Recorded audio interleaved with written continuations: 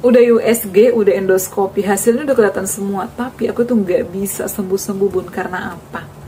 Masih suka cemas. Makanan aku udah dipantang bun, udah 2 hari ini aku cemas, GERD-nya kambuh, keringatnya dan lain sebagainya. Jadi menurut aku kunci kesembuhan itu adalah selain dari makanan, pikiran.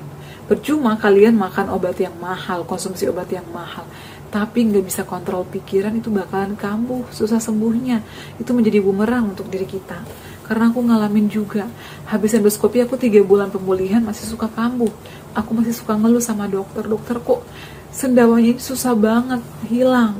Aku tuh panik, cemas, kembung, perutnya ngap, tenggorokannya banyak lendir. Aku introspeksi diri, apa nih yang kurang sama diri aku.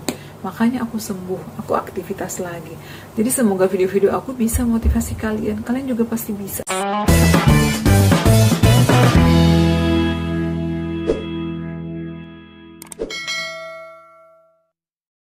Assalamualaikum warahmatullahi wabarakatuh. Hai semuanya, kembali lagi di channel aku Deva dan Bunda. Apa kabar ya teman-teman? Semoga sehat selalu ya. Terima kasih banyak kalian yang udah hadir di live aku hari ini ya. Malam ini aku live tadi 40 menit, Masya Allah banget. Tapi tetap aja masih banyak banget pertanyaan yang belum terjawab. Mohon maaf teman-teman, aku saranin kalian untuk selalu ikutin video-video aku, karena biasanya pertanyaan kalian sudah aku bahas dalam video. Jadi aku sarankan bisa nonton video-videonya, bisa cari sesuai judul yang kalian inginkan. Karena memang sensasi asam lambung itu banyak sekali ya. Sensasi begas, sendawa, dan hari ini tuh aku udah upload video. Insya Allah mungkin besok ya akan aku publish, jadi tunggu aja. Ternyata sensasi yang paling banyak dialami oleh penderita asam lambung itu adalah gastritis. Sering sesak, ngap, napas pendek, kemudian cemas, dan masih banyak sensasi yang lainnya. Itu ada beberapa hal yang harus kita lakukan, dan apa saja penyebabnya udah aku bahas dalam video. Jadi kalian bisa nonton video aku ya, nanti aku bakal upload. Nah teman-teman, di hari ini itu banyak sekali yang udah sembuh juga, alhamdulillah. Ada yang udah 2 minggu udah bisa makan enak. Tapi sekali lagi, kalaupun kalian udah sembuh, tetap jaga, perhatikan pola makannya, istirahatnya juga harus yang cukup, olahraganya harus tetap diterapkan ya. Jangan mentang-mentang udah selama ini udah memantang makanan, sekarang mau pembelasan. Jangan, karena asam lambung itu gampang kambuh, susah sembuhnya ya. Jadi kita harus hati-hati. Teman-teman, di video kali ini aku bakal bahas pertanyaan kalian ya. Tadi ada yang nanya, Bunda aku tuh nggak bisa konsumsi jahe. Sebaiknya konsumsi jahe itu apakah sebelum makan atau setelah makan? Nah teman-teman, jadi memang jahe ini kan sifatnya pedas ya. Jadi kita harus hati-hati dalam mengkonsumsi jahe. Kalau aku pengalamannya pada saat itu konsumsi jahenya adalah setelah makan. Biasanya 1 jam atau 1,5 jam setelah makan. Jadi aku tuh biasanya makan malam 5:30 sebelum maghrib, ataupun paling malam itu jam 7. Jadi aku tuh sebelum konsumsi jahe makan nasi dulu, tapi itu pun nggak boleh terlalu banyak ya. Namanya makannya perjuangan asam lambung itu kan biasanya 1 centong itu udah paling banyak, dikunyah halus. Kemudian 6:30 ataupun jam 7 aku konsumsi jahe. Jadi menurut aku itu lebih enak di lambung kalau kita konsumsinya setelah makan, karena sudah ada pelindung atau sudah ada pelapis di perut kita, jadi nggak bakalan menimbulkan sensasi lagi. Tapi kalau misalnya aku udah nyobain Bun setelah makan konsumsi jahe, tetap aja nih kayak perih banget lambungnya tuh, nggak enak Bun, kayak pedes di lambung, berarti kurang cocok. Jadi bisa dihindari jahe ini kalau misalnya kalian masih suka kembung atau perutnya bergas, nggak bisa aktivitas ngap-ngap nih Bun, karena banyak sekali gas di lambung. Jadi saran aku, kalau nggak cocok sama jahe, perbanyak konsumsi air putih yang suam-suam kuku. Kemudian rajin olahraga juga, karena itu banyak tekanan di perut, sehingga gas itu biasanya banyak. Asam lambung naik itu jadi gas, sama kayak balon yang ditutup itu kan kembung ya, atau membesar. Sama itu dengan perut kita, dengan lambung kita. Untuk mengatasinya juga selain itu bisa konsumsi air kelapa hijau. Air kelapa hijau ini bisa dikonsumsi sekali sehari aja. Ya kalau aku dulu 3 kali seminggu setelah makan. Kalau kalian makannya di jam 1 siang, aku konsumsi air kelapanya di jam 2. Jadi dikasih jeda 1 jam aja. Bun, kalau lapar malam-malam kita boleh makan nggak? Jadi aku biasanya kalau kelaparan di tengah malam itu aku seduh oat. Kalau misalnya ada nasi di rumah ya nggak apa-apa, makan nasi sesuap 2 suap. Kan namanya makan tengah malam nggak usah kenyang-kenyang banget ya. Yang penting mengganjal dan perut itu nggak bakalan kerucuk-kerucuk. Kalau aku sih biasanya selalu seduh oat. Dan di tempat tidur aku tuh ada air panas, termos panas. Kemudian kadang aku kasih topping, bisa dikasih madu. Namanya malam-malam ya kan, biasanya kita nggak masak.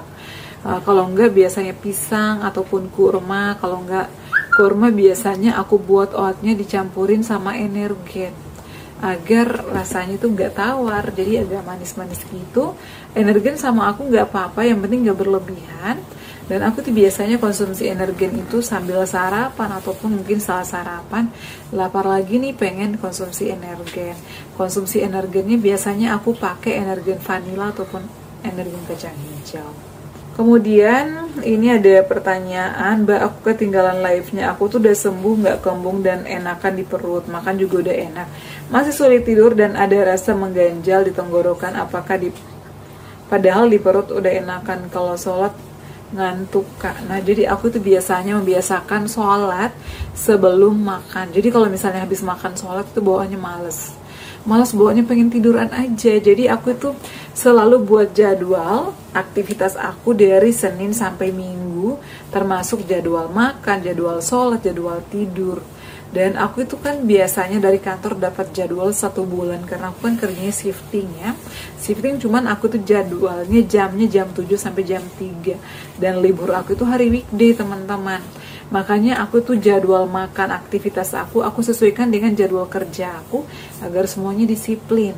Dari makan, kemudian istirahat, sholat, itu semuanya terjadwal. Kemudian kayak masih sering mengganjal di tenggorokan, itu perhatikan makanannya, hindari minyak-minyakan dulu, sering kumur-kumur pakai air garam seperti selalu aku jelasin. Kalau aku sih cocok ya teman-teman, tapi memang nggak instan, butuh waktu, biasanya beberapa lama ya, kadang 5 hari udah mulai kayak kelihatan hasilnya. Jadi kayak lendir-lendir di sini tuh kayak berkurang, tenggorokan gitu tadinya kayak mengganjal, numpuk banyak lendir, kadang sampai aduh nelan aja kayak susah gitu ya.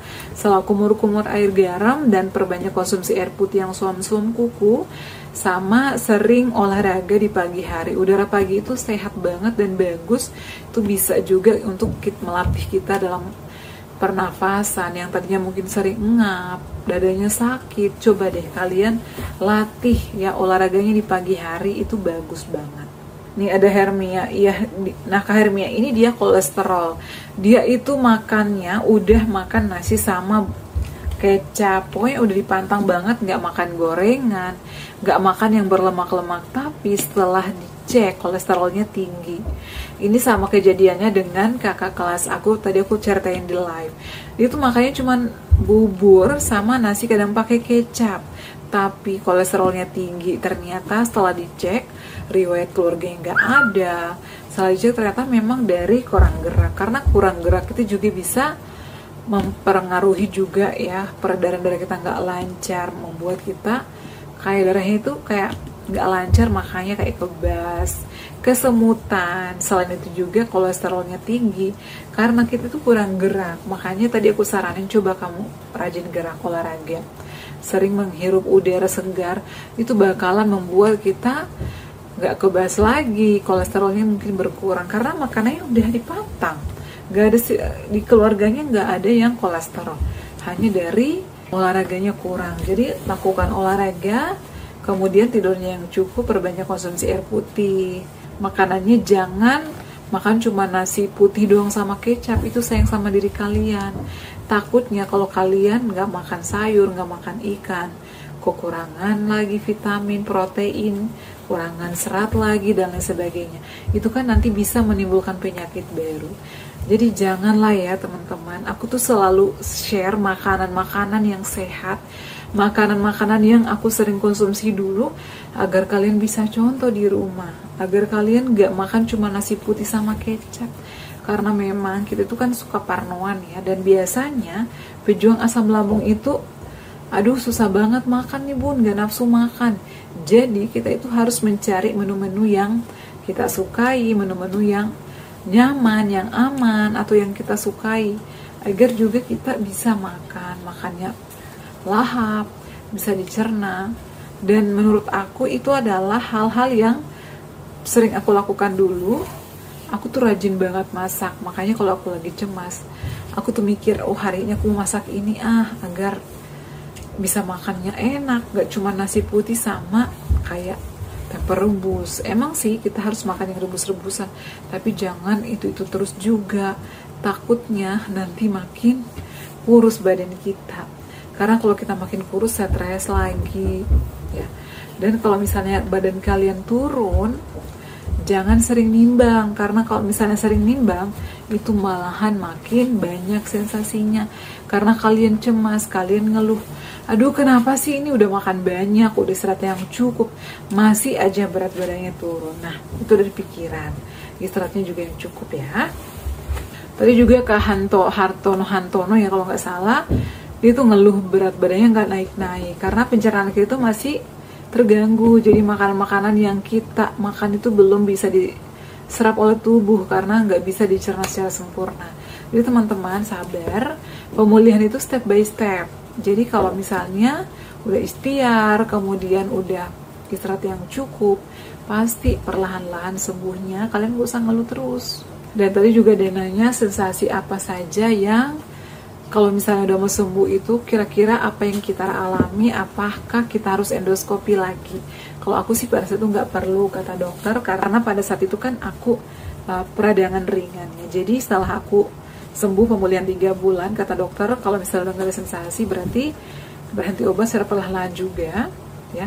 Kemudian atur aja pola makannya, disiplin. Jadi sampai saat ini tuh aku masih selektif memilih-milih makanan, bukannya aku pelit sama diri aku. Kadang ya aku udah dibeliin kopi di kantor, dibeliin minuman coklat, aku nggak minum. Kadang aku bawa pulang biar orang rumah yang minum, maksudnya yang konsumsi, karena aku tuh menghargai pemberian orang. Kamu kenapa sih nggak mau minum? Bukannya aku nggak mau, tapi aku sayang sama kesehatan aku, karena yang ngalamin sensasi itu aku loh. Jadi yang trauma, yang stres mikirin sensasi itu aku sendiri. Jadi aku tuh nggak mau terulang lagi. Karena sakit lambung itu menurut aku luar biasa banget perjuangannya, sensasinya luar biasa banget. Jadi aku ya udahlah, cukup tahu ternyata Masya Allah banget, karena banyak sekali juga yang menyepelekan penyakit asam lambung, cuma lambung doang. Karena menurut aku itu lambung doang juga luar biasa, harus butuh kesabaran. Kita harus memantang makanan, dan kategori itu beda-beda, ada kategori ringan sama kategori sedang dan kategori parah, jadi harus hati-hati. Nah, gastritis boleh nggak sih makan pisang Ambon? Kalau pisang Ambon aku nggak cocok teman-teman.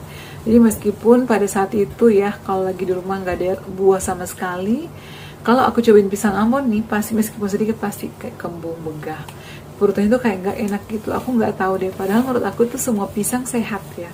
Tapi kalau misalnya kayak pisang kepol, barangan, ataupun pisang sunrise itu aman-aman aja, nggak ada keluhan sih, alhamdulillah.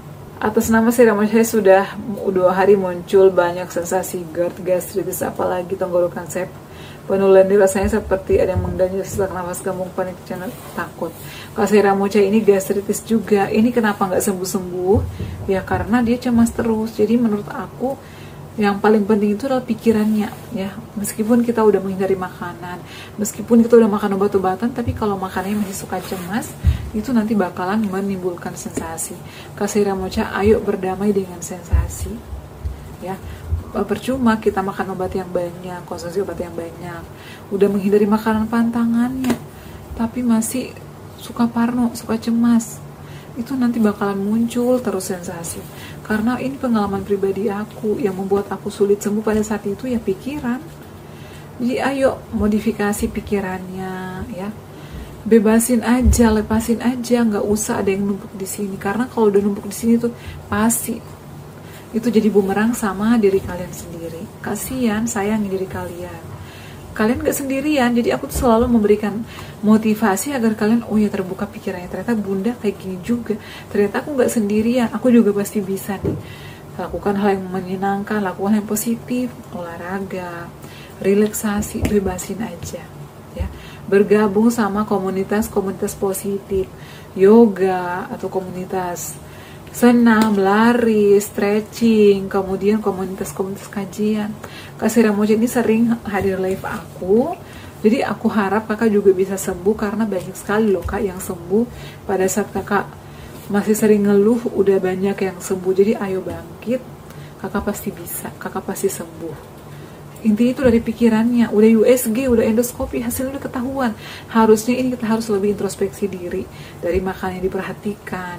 Kemudian pikiran ini yang masih sulit kita jaga, karena ini adalah hal yang aku alami juga dulu. Jadi ayo olahraga, terapkan pola hidup sehatnya, relaksasi, meditasi atau yoga agar cepat pulihnya. Segitu dulu ya teman-teman video kali ini. Pertanyaan kalian nanti aku bakal bahas lagi di next video. Nantikan terus video-video terbaru aku, dan nantikan juga untuk live aku. Insya Allah aku live-nya tiap hari sih, dibuatin jadwal. Cuman kadang kalau aku capek nggak bisa dipaksakan ya, karena kesehatan itu menurut aku lebih penting dari apapun. Oke ya, cukup sekian. Jangan lupa untuk terus dukung channel aku Deva dan Bunda dengan cara like, comment, share, dan subscribe. Assalamualaikum warahmatullahi wabarakatuh. Sampai ketemu lagi di video-video aku selanjutnya. Bye!